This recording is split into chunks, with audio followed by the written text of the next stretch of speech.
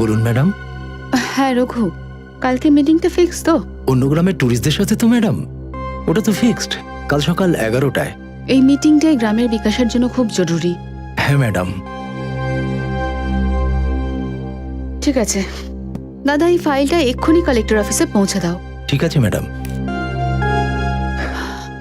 Madam 10টা বেজে গেছে, এখনো আপনি ডিনার করেননি। আমি কি আপনার জন্য কিছু পাঠাবো? না, আমি বাড়িতে গিয়ে খেয়ে নেব। আচ্ছা একটু ওয়াচম্যানকে ডেকে দাও না। ঠিক আছে। কিশোর,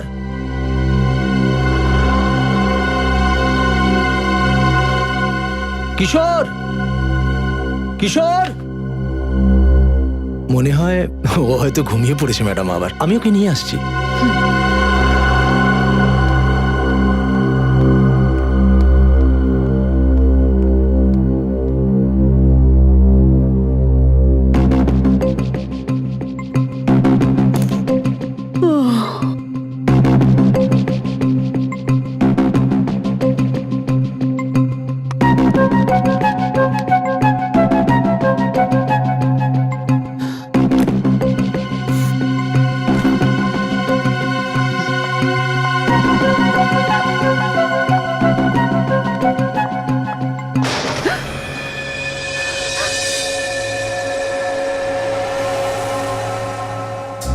এটা কিসের আওয়াজ ছিল?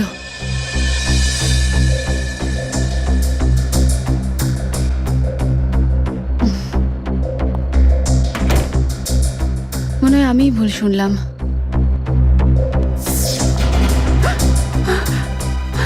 হঠাৎ লোডশেডিং হয়ে গেল কিভাবে? কিশোর, রঘু, কিশোর, রঘু, কিশোর।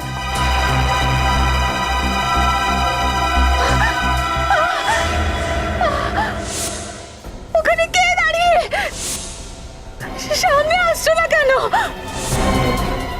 দেখো সামনে এসে দাঁড়াও, তাহলে এরকম মজা করলে কিন্তু পরে ভুগতে হবে। বাঁচাও কিশোর, রঘু, বাঁচাও। কি হয়েছে ম্যাডাম? আমি তো কিশোর। কখন থেকে তোমায় ডাকছি, কালে শুনতে পাও না নাকি? আরে ম্যাডাম মাফ করবেন, ঘুম আসছিল না তাই চা খেতে চলে গেছিলাম। কিন্তু আপনি ভয় পাচ্ছেন কেন? কি হয়েছে? এখানে কেউ আছে। কে আছে? একটু আগেই আমি খুব ভয়ঙ্কর ছায়া দেখেছি। ভয়ানক ছায়া? ভীষণই বড় ছায়া। কোথায় দেখেছেন? ওখানে। ওখানে?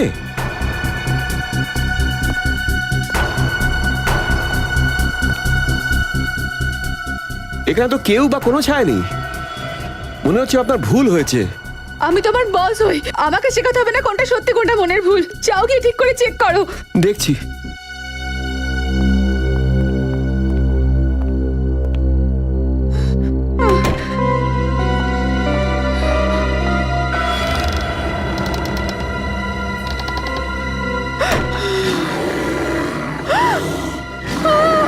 কাছে আসবে না, কাছে আসবে না, আমার কাছে আসবে না। কেউ বাঁচাও, বাঁচাও। আরে চল না ভাই, কি করছিস তুই? চল চল।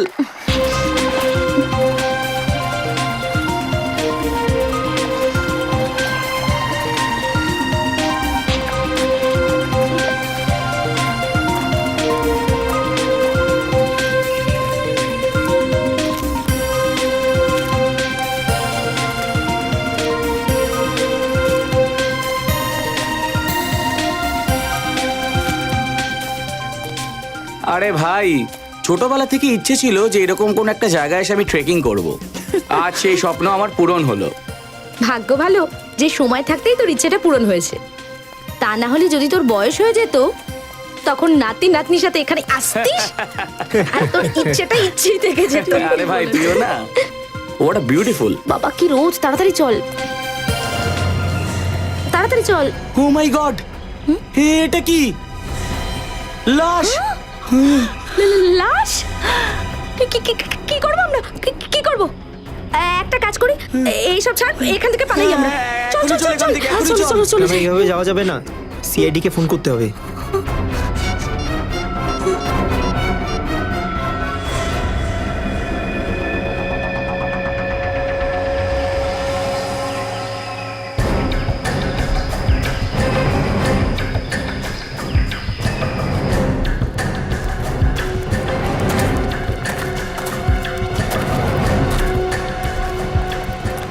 এই তোমরা পেছনে যাও, যাও যাও যাও যাও, আর একটু পেছনে যাও।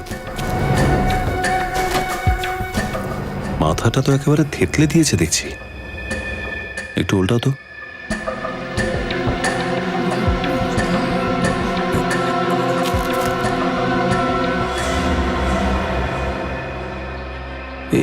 এটা দেখেছো? সারা শরীরে এ তো ক্ষত চিহ্ন মনে হচ্ছে। স্যার এইরকম নৃশংসভাবে তো কোনো জঙ্গলি জন্তুই মারতে পারে। হ্যাঁ স্যার, এই চিহ্নগুলো দেখেই তাই মনে হচ্ছে একে কোনো জন্তুই মেরেছে, কোনো মানুষ নয়। কিন্তু চিহ্নগুলো বেশ বড় আর বেশ অদ্ভুত। হাতির পায়ের থেকেও বড় দেখছি। হ্যাঁ স্যার, যেভাবে এই লোকটার মাথাটাকে থ্যাতলানো হয়েছে দেখে তো মনে হচ্ছে ওই জন্তুর পায়ের নিচে পড়ে গেছে মাথাটা। এর মৃত্যু পায়ের নিচে চলে আসার জন্য নাকি অন্য কারণে, সেটা তো এই চিহ্ন বলবে। নিখিল, স্যার তো আপনারা এখানে ট্রেকিং করতে এসেছিলেন? হ্যাঁ স্যার, আমরা তো এখানে ট্রেকিং এর জন্যই এসেছিলাম, কিন্তু যদি আমরা আগে থেকেই জানতাম এখানে কোনো লাশ হবে তাহলে আমরা এখানে ভুলেও আসতাম না স্যার। হ্যাঁ, আমাদের তো কাল রাতেই ট্রেকিং এর প্ল্যান ছিল, কিন্তু কিন্তু কিন্তু কি? আমাদের জন্য তো এই জায়গাটা পুরোটাই অচেনা। হ্যাঁ রাতের স্যার, অন্ধকারে আজেবাজে আওয়াজ শোনা যায়, আমাদের তো সাহসটাই ভেঙে গেল। আর স্যার, আমরা তো সারা রাত গাড়ির মধ্যেই কাটালাম। হ্যাঁ, আর আমরা সারা রাত তো গাড়ি থেকে বেরোতেই পারিনি। স্যার স্যার ওই চিহ্নটা তো আমি তুলে নিয়েছি, কিন্তু ওটা ছাড়াও আর একটা চিহ্ন পেয়েছি। কোথায়? এই দেখুন।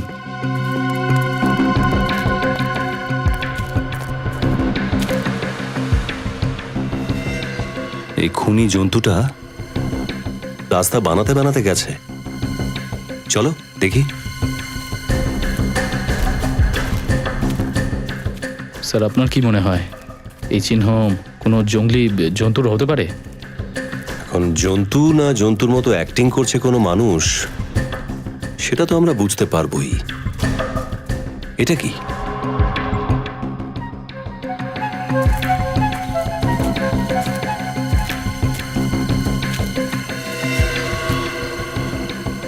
দুটো পায়ের চিহ্ন। এখানে কি দাঁড়িয়ে ছিল নাকি? এর আশপাশটা চেক করো তো।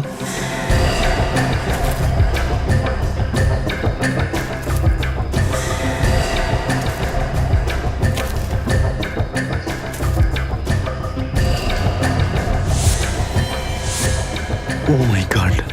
স্যার,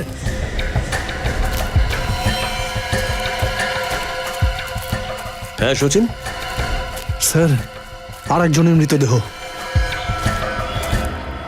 মাই গড, এরও তো মাথাটা থ্যাতলানো দেখছি। একটু উল্টে দাও তো।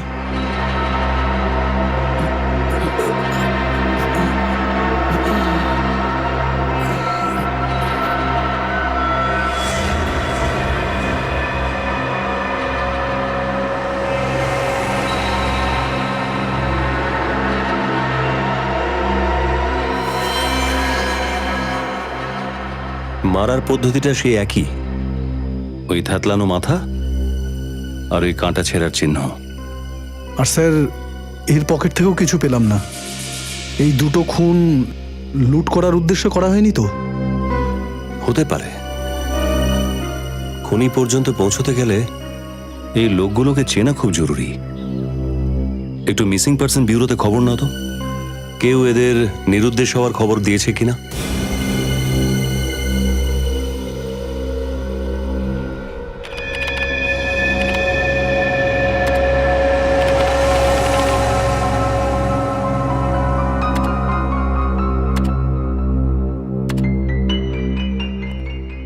স্যার, স্যার পুরো 350 পশুর পায়ের চিহ্ন চেক করে দেখেছি, কিন্তু যে চিহ্ন আমরা লাশের কাছে পেয়েছি সেটা কোনো জন্তুর নয়। এটা আবার কি চক্কর? জন্তুরও কোনো খোঁজ নেই, কোনো মানুষেরও নয়। আমি একটা কথা বলবো? না, একদম না, তুমি একদম মুখ খুলবে না ফেডরিক। আরে একবার শুনে তো দেখুন স্যার। একটাই শর্ত, যদি তোমার মুখ থেকে আত্মা শব্দটা শুনতে পাই না, তাহলে আমার থেকে খারাপ কেউ হবে না। ওয়াইফের দিব্যি, আত্মার নাম আমি মুখেও আনবো না। তার কারণ আত্মাদের তো পায়ের কোনো ছাপই হয় না। বলো তাড়াতাড়ি। বলছি যে পায়ের ছাপের সাইজ দেখে কিন্তু আমার এটা মনে হচ্ছে যে এই পায়ের ছাপ নিশ্চয়ই কোনো রাক্ষস বা দানবের হবে। আত্মার নাম তো আমি নিচ্ছি না। আত্মা আর দানবের মধ্যে ঠিক অতটাই পার্থক্য যতটা ঠিক গান আর রাইফেলের মধ্যে। হয়ে গেছে, ব্যাস। নিজের গল্পের দোকান এখন বন্ধ করো। স্যার স্যার যে দুজন মারা গেছেন তাদের ব্যাপারে আমরা জানতে পেরেছি। কারা ওরা? স্যার প্রথম লাশটা হলো অরুণের, যে বিদ্যানগরে থাকতো। দ্বিতীয় লাশটা হলো মহেশের, যে বৈশালীনগরে থাকতো। বিদ্যানগর আর বৈশালীনগর, এই দুজন তো শহরের লোক ছিল স্যার। তাহলে রেবাগড়ের মতো গ্রামে এখানে কি করতে এসেছিল ওরা? এটা তো অরুণ আর মহেশের বাড়ির লোক বলতে পারবে। আমি এখনো বিশ্বাস করতে পারছি না যে অরুণ আর কখনো ফিরে আসবে না। প্লিজ একটু সামনে রাখুন নিজেকে। আমরা প্রতিজ্ঞা করছি যে আপনার স্বামীর খুনিকে খুব তাড়াতাড়ি আমরা ধরতে পারবো। মা, বাবা ফিরে এসেছে? না বাবু, বাবা আসেনি। আপনারাই বলুন এবার, এই বাচ্চাটাকে কি উত্তর দেবো আমি, যে প্রত্যেকটা মুহূর্তে শুধু ওর বাবাকে মিস করে, জিজ্ঞেস করে যে বাবা কখন আসবে। আমরা আপনার কষ্টটা বুঝতে পারছি নিখিল। এসো। আপনার কারো উপরে কোনো সন্দেহ হয়? কে করতে পারে এই কাজ? অরুণের তো কোনো শত্রুও ছিল না। আচ্ছা, আপনি এটা বলতে পারেন যে অরুণ রেবাগড়ে কোনো বিশেষ কাজে গেছিল? আগেও প্রায় ওখানে যেত স্যার, কিন্তু কেন ওখানে যেত কখনো বলেনি আমাকে স্যার। মাঝে মাঝে যেত? আগে হ্যাঁ, 1 মাসে অন্তত একবার তো ওখানে যেতই ও। আপনি কখনো জিজ্ঞাসা করেনি কেন উনি যাচ্ছেন রেবাগড়ে? আগে জিজ্ঞেস করার চেষ্টা করেছিলাম। যখনই জিজ্ঞেস করার চেষ্টা করতাম ওর কপালে একটা চিন্তার ভাঁজ পড়তো। ও বলতো আমাকে যে সময় এলেও নিশ্চয়ই সব বলবে আমায়। আসলে কি কারণ হতে পারে এটার, যার জন্য অরুণ লোকাচ্ছিল সবকিছু? আমি জানি না স্যার, কিন্তু ও যখনই যেত তখন নিজের সাথে কিছু জরুরি কাগজপত্র আর ফাইল টাইল নিয়ে যেত। ফাইলপত্র নিয়ে যেত? কোনো অফিসের কাজ ছিল নাকি? না স্যার, অরুণের তো কাপড়ের দোকান আছে, রেবাগড়ে ওর কি কাজ থাকতে পারে? আচ্ছা, এইবার যখন উনি রেবাগড়ে গেলেন তখন কি ফাইলপত্র সঙ্গে রেখেছিলেন? হ্যাঁ, আগে হ্যাঁ। স্যার, কিন্তু অরুণের লাশের পাশ থেকে আমরা কোনো ফাইলও পাইনি, কোনো কাগজপত্রও পাইনি। আচ্ছা, ওই খুনি এই ফাইলপত্র নিয়ে চলে যায়নি তো? স্যার, মহেশের বাড়ির লোকও জানে না ও রেবাগড় কেন গেছে। নিশ্চয়ই কোনো গুরুত্বপূর্ণ কাজ ছিল যে কারণে ওরা দুজন গেছিল। কেউ তো ওখানে নিশ্চয়ই ছিল যে এদের মৃত্যুর গল্প লিখেছিল। অনেক তাড়াতাড়ি এসে গেছো তোমরা। শালুকে তুমি 11টায় আসতে বলেছিলে, আমরা 11টায় এসে গেছি। মনে হচ্ছে সালুকে স্যারের হোমওয়ার্ক এখন অবধি শেষ হয়নি, ওনার আরেকটু সময় প্রয়োজন। চালুকে সব সময় সময়ের থেকে 1 মিনিট আগে চলে ফ্রেডি। কিন্তু বস, আমার মনে হচ্ছে যে কেসটা এত জটিল যে এবারে আপনাদের একটু বেশি দেখো সময় শালুকে, লাগবে। আমরা আপাতত এটুকু জানতে পেরেছি, এদের দুজনের মুখ খুব বীভৎসভাবে থেঁতলে দিয়েছে। আর এছাড়া বাকি যা সব তুমি বলবে। বস, মৃত্যু তো এদের মাথা ফাটার কারণেই হয়েছে দুজনের। কেউ এদের মাথায় এত জোর আঘাত করেছে যে মাথাটা তো... হ্যাঁ শালুকে, জানি। আর এটার একটাই মানে দাঁড়ায় যে এই কাজ কোনো পশুর নয়, মানুষের। কারণ পশু কোনো পাথর দিয়ে মুখ থেতলে দিতে পারে না, সেই কাজটা মানুষই করতে পারে। হ্যাঁ বস, কিন্তু যদি কোনো মানুষ এটা করে থাকে তাহলে এর হাতের ওপর এরকম কাটার আর আঁচড়ানোর দাগ কেন?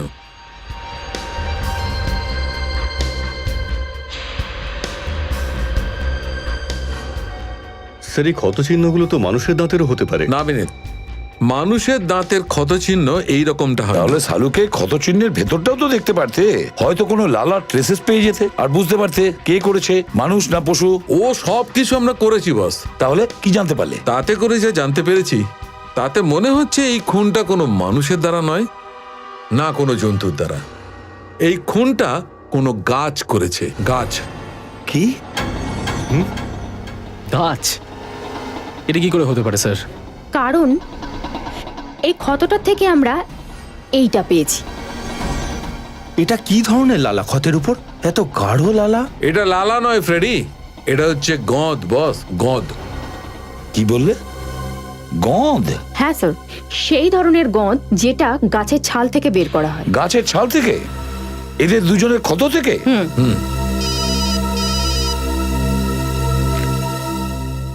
ACP Pradyuman here. কি বললেন? ঠিক আছে, আরো একটা লাশ রেবাগড়ে। আসলে এই খুনিটা কে? যে মানুষ তো বটে, একটা হিংস্র পশুও আবার গাছও।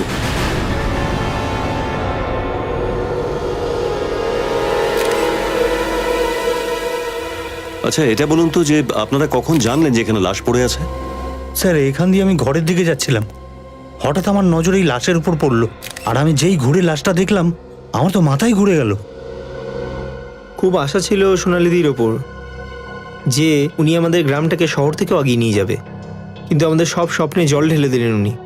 কতদিন হলো ঠিক উনি জনপ্রতিনিধি হয়েছেন? স্যার ওই প্রায় ওই দু মাস হবে। আর এই 2 মাসের মধ্যে উনি গ্রামের বিকাশের জন্য এমন অনেক কিছু করেছেন যেটা আমাদের গ্রামের জন্য অনেক বড় বড় লোকও করতে পারেননি।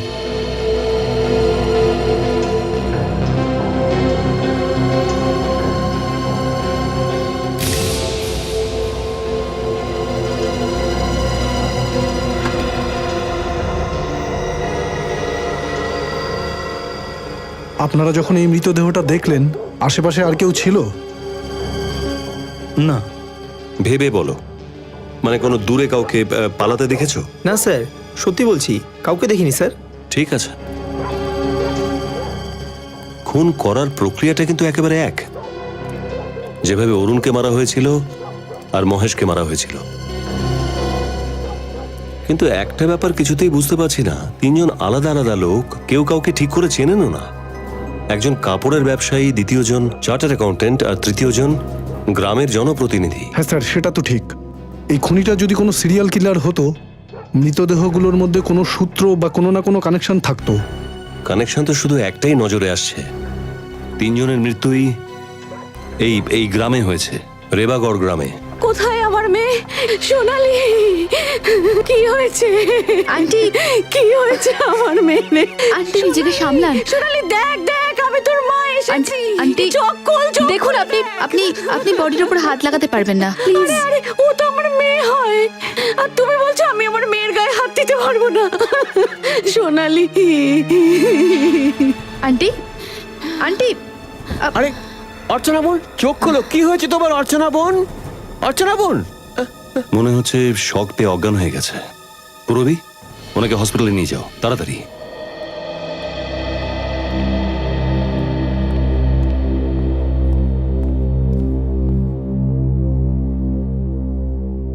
দ্বিতীয়বার বিপি চেক করার আগে আর একবার ওষুধ দেবে, আর প্রেশারটা চেক করে নিয়ে আমাকে একটু খবর দেবে। ঠিক আছে। ডাক্তারবাবু, এখন শরীর কেমন আছে এনার?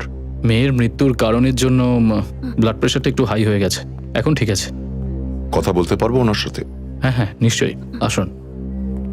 আন্টি এখন কেমন আছেন? যে হতভাগিনী মায়ের কোল থেকে তার যুবতী মেয়ে রাতারাতি চলে যায়, সে কেমন থাকতে পারে? আপনার মনের অবস্থা যে কেমন সেটা বুঝতে পারছি আমরা, কিন্তু যে মায়ের থেকে সে সন্তান চলে যায়, যে তাকে জন্ম দিয়েছে, খাইয়েছে, পড়িয়েছে, সেই কষ্ট একমাত্র তার মাই বুঝতে পারে। সোনালি মাকে যারাই মেরে থাকুক না কেন, তাদের নরকে ঠাঁই হবে না। আপনি ও হচ্ছে হরিশ দাদা। আমার স্বামীর মৃত্যুর পরে ওই আমার সোনালীকে পিতৃস্নেহে বড় করেছে। রবি আমার ছোটবেলার বন্ধু ছিল স্যার। আপনাদের কি কাউকে সন্দেহ হয়? কার কাজ হতে পারে এটা?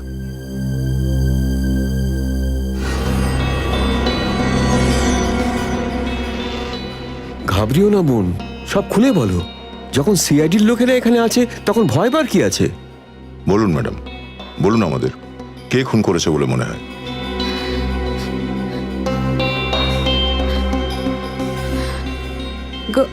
গৌরব।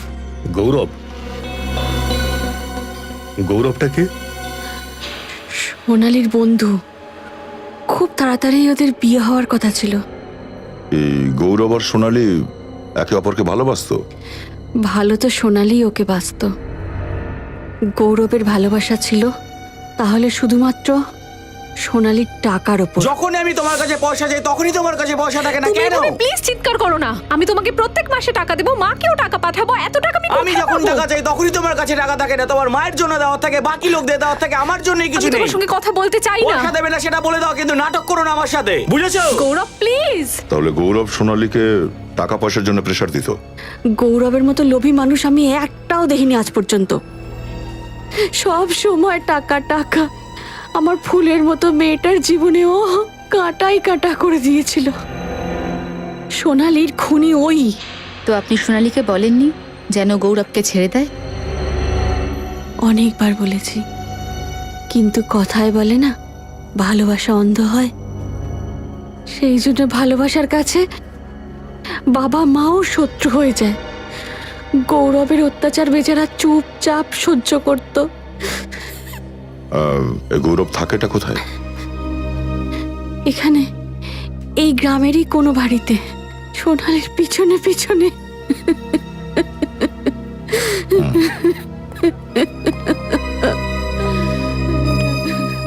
এই গৌরবকে খুঁজে বের করতে হবে, চলো।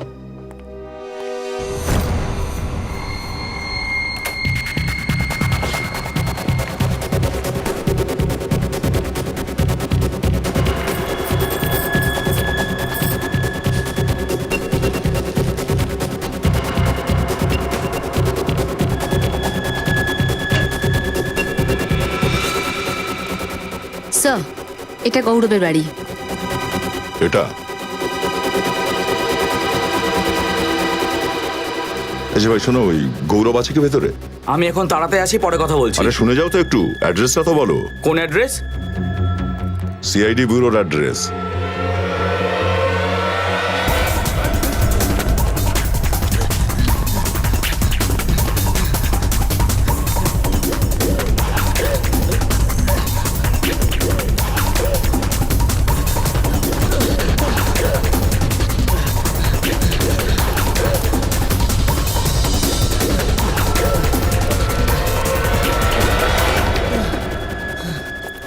কেন মেরেছিস সোনালীকে?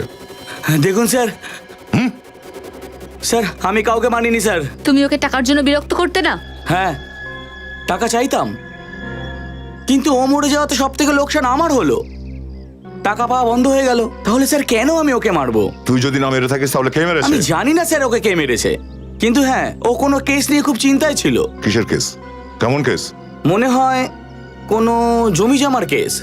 এর থেকে স্যার আমি বেশি কিচ্ছু জানি না। ঠিক আছে, যতদিন না ইনভেস্টিগেশন পুরো হয় এই গ্রাম ছেড়ে তুই কোথাও যাবি না।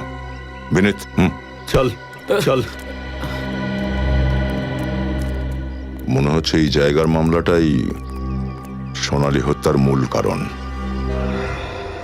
আমরা খুব ভালো করে জানি যে তোমরা কিছু না কিছু লুকোচ্ছ।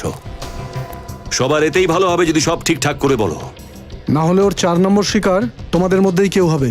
সত্যি কথা বলতে অসুবিধা নেই স্যার, কথা শুধু এটাই যে আপনার আমার কথার উপর কোনো বিশ্বাস হবে না। কেন হবে না? হ্যাঁ, কেন হবে না বলো, কি ব্যাপার? স্যার, এই হত্যাটা মানব করেনি, দানব করেছে, দানব। কি দানব? কি অদ্ভুত কথা বলছো? হ্যাঁ, দেখলেন স্যার, আমি বলেছিলাম না আপনার আমার কথার উপর বিশ্বাস হবে না। যেমন মানব হয় তেমন দানবও হয়।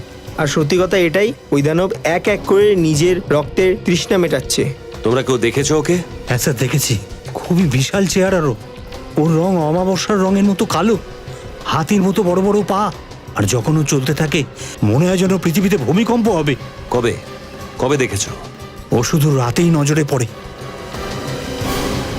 আচ্ছা, মানে রেবাগড়ে একটা রাত থাকতেই হচ্ছে দেখছি। সোনালী ম্যাডামের ব্যবহারটা ভীষণ ভালো ছিল। উনি সবসময় সততা আর বিশ্বাসের পূজা করতেন। আপনি তো ওর সেক্রেটারি ছিলেন, তো তাহলে তো আপনার সাথে অনেক কথাই হয়তো শেয়ার করেছে ও। না স্যার, আসলে কিছুদিন আগে উনি একটা সমস্যার মুখে পড়েছিলেন, তো সবসময় কাজের কথাই হতো। আচ্ছা, গত কয়েকদিন ধরে ওর ব্যবহার কেমন ছিল? কোনো ব্যাপারে টেনশনে ছিল কি? হ্যাঁ স্যার, আসলে কোনো একটা ব্যাপার নিয়ে ম্যাডাম চিন্তিত ছিলেনই। এমনকি খাওয়াও ঠিক মতো সময় করতেন না। কি সমস্যা ছিল কিছু জানেন? হতে পারে কোনো এক কেস নিয়ে ম্যাডাম। কেসের কারণে?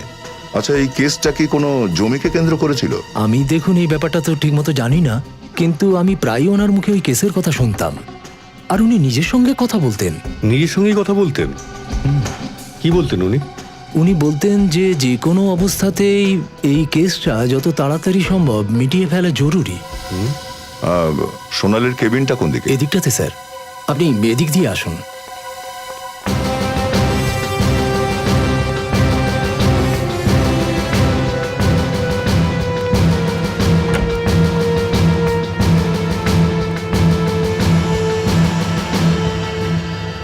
প্রত্যেকটা ফাইল, প্রত্যেকটা কাগজ ভালো করে চেক করো। এমন কি কেস ছিল যেটা সোনালীকে টেনশনে ফেলেছিল, তার উত্তর এই অফিসের মধ্যেই কোথাও আছে। দেখো।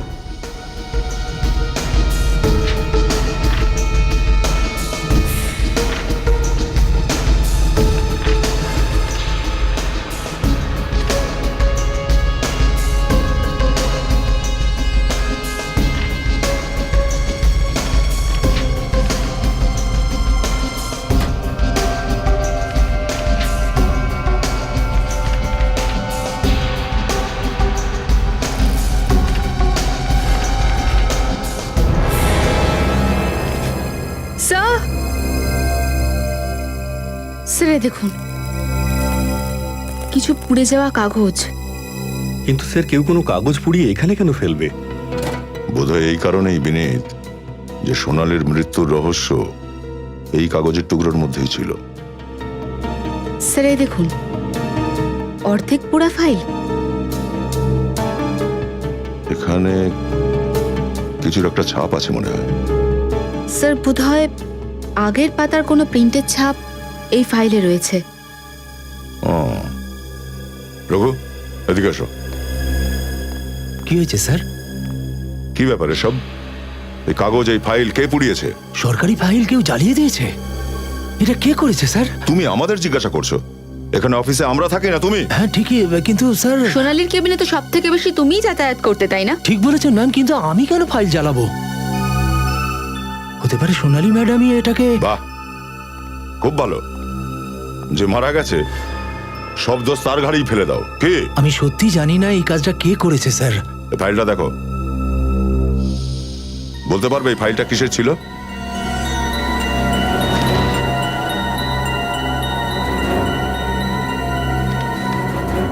না স্যার, এই ফাইলটা তো একেবারে পুড়ে গেছে, কিছুই বলা সম্ভব নয় স্যার। আচ্ছা, সোনালী ছাড়া এই কেবিনে আর কেউ আসা যাওয়া করতো কি? না স্যার, অন্য কেউ তো এখানে আসতো না।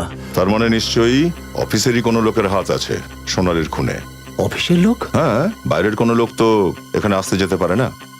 এ তো ভেতরেরই কোনো লোকের কাজ। কিন্তু কে স্যার? সেটা তো এই ফাইল উদ্ধার করার পরে বোঝা যাবে। ডক্টর সানুকে ঠিক বের করে নেবেন যে এই ফাইলটা আসলে কিসের ছিল।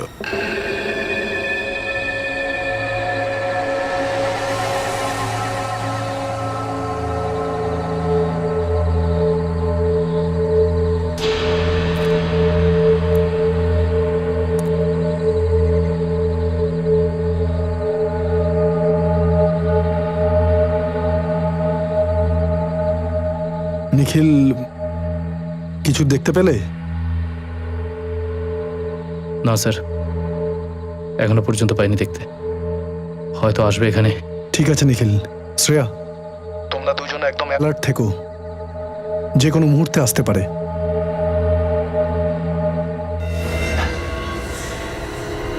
এই দাঁড়া, এই দাঁড়াও। কি হয়েছে স্যার? নিখিল, ও এক্ষুনি এখান থেকে গেল। তোমরা দুজন এদিকে যাও, আমি এদিকে যাচ্ছি। স্যার, স্যার,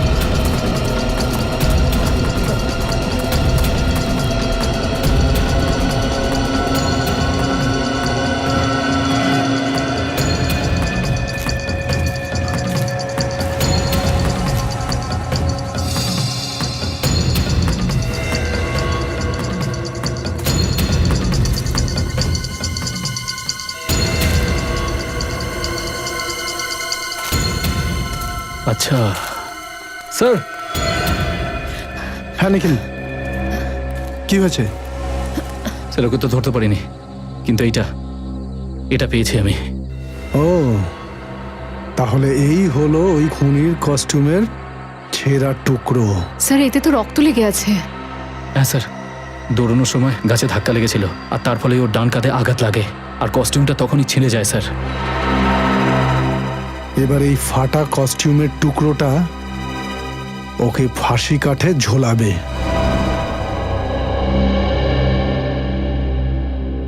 সালুকে স্যার, দেখবেন আবার এমন না হয় যে কটা অক্ষরই ফাইলে বেঁচে আছে সেগুলো উড়ে যায়। 1 মিনিট চুপচাপ দাঁড়িয়ে থাকো আর যা করছি সেটা দেখে যাও।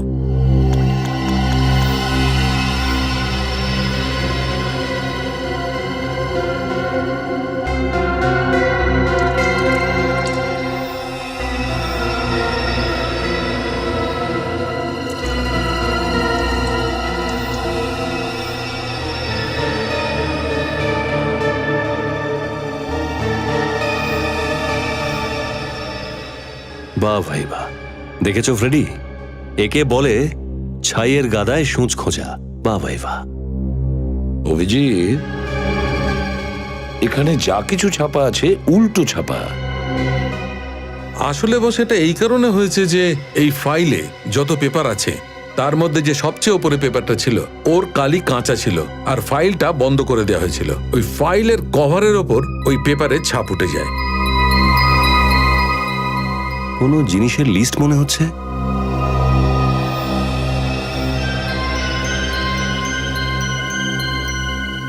সারিকা, একটু আয়নাটা নিয়ে এসো তো। স্যার।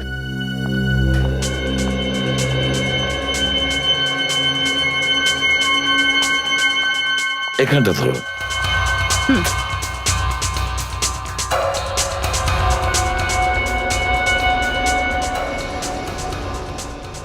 অভিজিৎ, এটা তো কোনো নামের লিস্ট দেখছি। হ্যাঁ স্যার, অরুণ, মহেশ, জগদীশ, বাবু, সতীশ, রবি। স্যার আরো নাম আছে কিন্তু বুঝতে পারছি না। অরুণ, মহেশ। অভিজিৎ, এই অরুণ মহেশ ওরাই না যাদের মুখ ওই খুনি খুব বাজে করে থেতলে দিয়েছে? আর সোনালি যে কেস নিয়ে খুব টেনশনে ছিল, মনে হচ্ছে এদের দুজনের সঙ্গে ওই কেসের সম্পর্ক আছে। এটা হতে পারে স্যার, যে নামগুলো এই লিস্টে আছে তাদেরও প্রাণের ভয় রয়েছে। হ্যাঁ, ওদের এই সেলফোন নাম্বার তো আছে আমাদের কাছে, ডেকে নাও ওদেরকে। Yes sir. স্যার স্যার খুনিকে আরেকটু হলে ধরতে পারতাম স্যার। কোনো ব্যাপার না, খুব শিগগিরই আমরা ধরে ফেলবো। স্যার আপাতত ওর কস্টিউমের টুকরো পেয়েছি, যেটা দৌড়ানোর সময় গাছে ধাক্কা লেগে ছিঁড়ে যায়। এটার মধ্যে রক্তও লেগে আছে। ও, তাহলে এটা পড়ে ভয় দেখাতো, কিন্তু আমাদেরকেও ভয় দেখাতে পারবে না। পালিয়ে যাবে কোথায়? ওয়েলকাম টু বিটেন world. How may I assist you? নতুন ফ্ল্যাটের জন্য একটা স্ট্যান্ড ফ্যান আর কুলার নেব। এই পচা গরম থেকে একটু স্বস্তি চাই। বাজার চলতে সব ব্র্যান্ড আর ভরসাযোগ্য নয়। তার জন্য তো আমাদের ফ্যান আছে, all purpose bullet table fan, ceiling fan. আমাদের সিলিং ফ্যান কিন্তু 30 মাসের ওয়ারেন্টি সহ পাওয়া যায়। আছে ফারাটা 2 বছরের ওয়ারেন্টি, 17 থেকে 20 মিটার এয়ার ফ্লো, মধ্যবিত্তের সাধ্যের মধ্যে একমাত্র ভরসাযোগ্য ব্র্যান্ড বিটেন। আমাদের কুলারের কিন্তু অনেক range, 45 litres, 50 litres, 70 litres, 90 litres, 110 litres. Honeycomb সহযোগে বিটেনের সব কুলারের ওয়ারেন্টি 1 বছর। চেনা হাওয়ায় অচেনা অনুভূতির জন্য একমাত্র আদর্শ বিটেন। গরমে স্বস্তি পেতে বিটেনের ফ্যান হোক বা কুলার, আজই আনুন বাড়িতে। Beaten, digitally yours.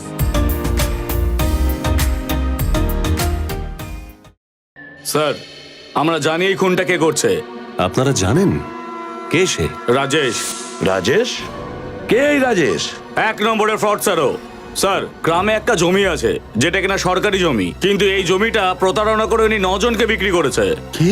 একটা সরকারি জমিকে 9টা ভিন্ন ভিন্ন মানুষকে বেচে দিয়েছে? হ্যাঁ স্যার, আর ওদের মধ্যে 4 জন আমরা দাঁড়িয়ে আছি। তাহলে কি এই মহেশ আর অরুণও? ওই বেচারা ওই 420 চক্করে পড়েছিল, অর্ধেক টাকা জমি বিক্রি করেছিল, আর এই শর্ত ছিল যাতে কেউ কোনো কিছু জানতে না পারে। কিন্তু আপনাদের তো একে অপরের সঙ্গে কখনো না কখনো দেখা হয়েছে। ওইটা তোর খেলা ছিল স্যার। ও বলেছিল জমির পজিশন 2 বছর পরে পাবেন। আর এই 2 বছরে ও 9 জন পার্টিকে জমিটা বেচেছে। আর ব্যাপারটা আমরা জানতেই পারিনি যে আমরা কতটা ঠকে যাচ্ছি। তো এই কথাটা আপনারা জানতে পারলেন কবে? এই 1.5 মাস আগে স্যার আমরা এই কেসটা নিয়ে সোনালিদির কাছে গিয়েছিলাম।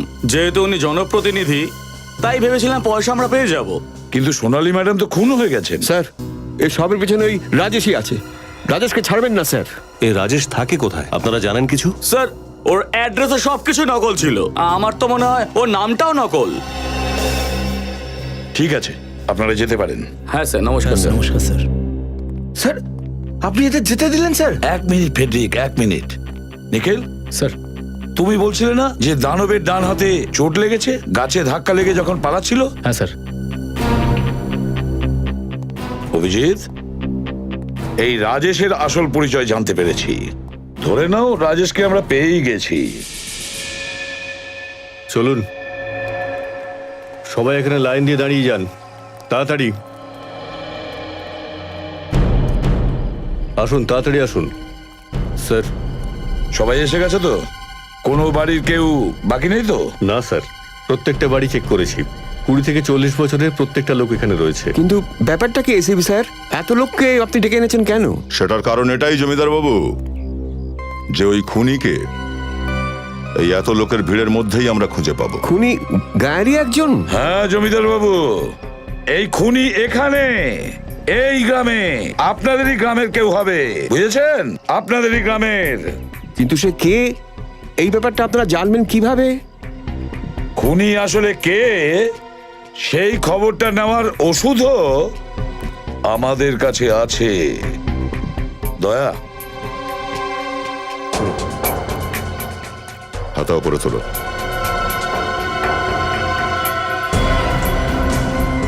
উপরে তোলো দেখি।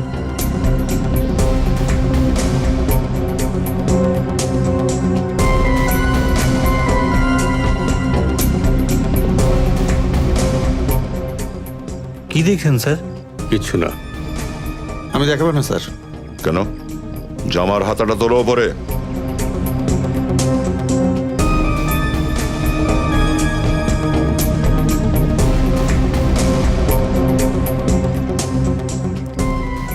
তুমিও তোলো দেখি।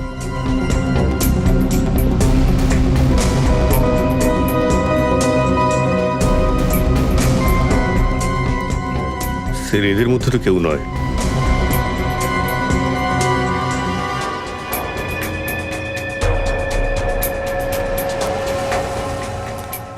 আপনার জামার হাতাটা তুলুন।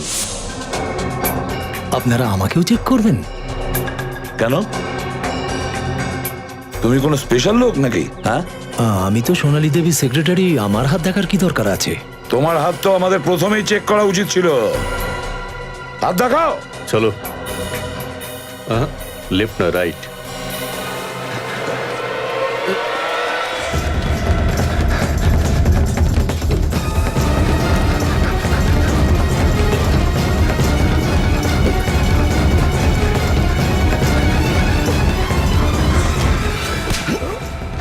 বাঁচান, বাঁচান, বাঁচান স্যার, আমাকে ছাড়বেন না, ছাড়বেন না স্যার, আমাকে বাঁচান, বাঁচান খারাপ স্যার। কাজের এটাই পরিণাম। আমি জলে ভয় পাই স্যার, আমি জলে ভয় পাই। আচ্ছা, এবারে বুঝতে পারলি কোনো মানুষ যখন চোখের সামনে নিজের মৃত্যু দেখতে পায় তখন কি অবস্থা হয়? হ্যাঁ, আমি খুন করিনি স্যার।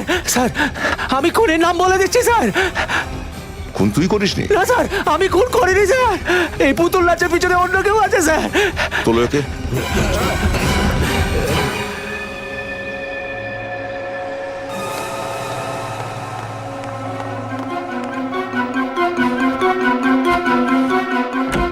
আরে আরে হরিশ বাবু, জামা কাপড় ব্যাগে ভরে কোথায় পালানোর চেষ্টা করছেন? আসলে পালিয়ে যাবো কেন, ঘরটা একটু আগোছালো ছিল, ভাবলাম একটু সব ঠিকঠাক করে রাখি। খুব ভালো অভ্যেস, ভালো অভ্যেস। আমাদেরও অভ্যেস আছে সাফ সাফাই করার, তোমাদের মতন লোকেদের জেলে পাঠিয়ে সোসাইটিকে সাফ করার। আরে হরিশ বাবু,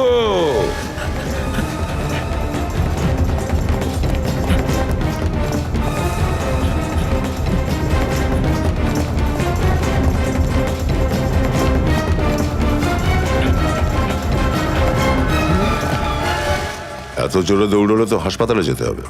দেখো আমাকে যেতে দাও, আমি গায়ের অর্ধেক জমি তোমার নামে করে দেবো, কথা দিচ্ছি আমি একদম। জমির লোভ দেখাচ্ছিস আমাকে? লজ্জা করে না তোর? নিজে যখন ধরা পড়ে গেছিস তখন আমার নাম নেওয়ার কি দরকার ছিল তোর? আমাকে ডুবিয়ে কি তুই নিজে বেঁচে গেলি? তোর জন্যই তো আমি এখানে ভেসে গেছি।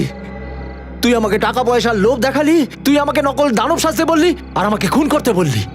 আচ্ছা, তাহলে তুমিই সেই দানব যে লোকেদের মাঝে আতঙ্ক ছড়িয়েছিল, হ্যাঁ?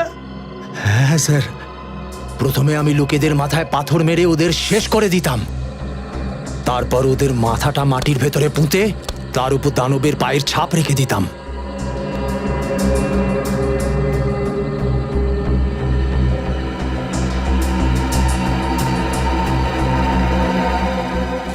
তারপর ওদের আঘাতের জায়গায় গাছের গদ লাগিয়ে দিতাম, যাতে মনে হয় এটা দানবের লালা। কিন্তু আমি তো শুধু মারতাম স্যার, কিন্তু এই সমস্ত প্ল্যান এ আমাকে বলেছিল। চুপ!